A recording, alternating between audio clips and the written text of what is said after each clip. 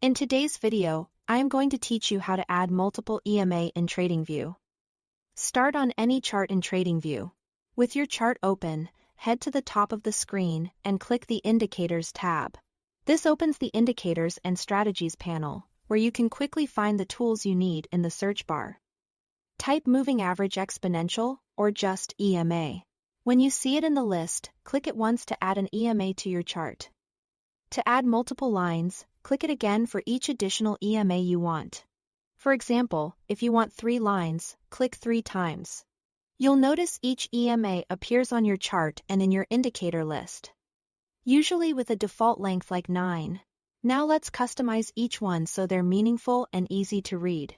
Hover your mouse over one of the EMA entries on the chart or in the list. Then click the gear icon to open its settings. In the Inputs tab, adjust the length to match the period you prefer.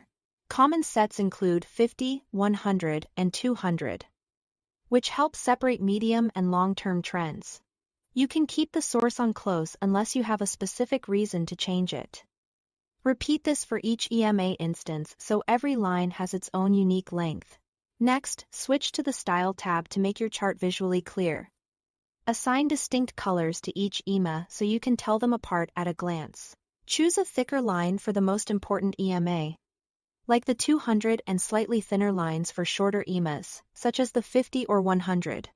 You can also change the line type to solid or dashed if that helps with clarity. The goal here is fast recognition.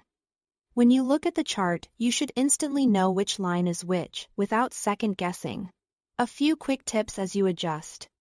Each EMA instance has its own settings, so be sure you are editing the correct one before changing lengths or styles. If you are switching timeframes, remember that EMA values represent the number of bars on that timeframe.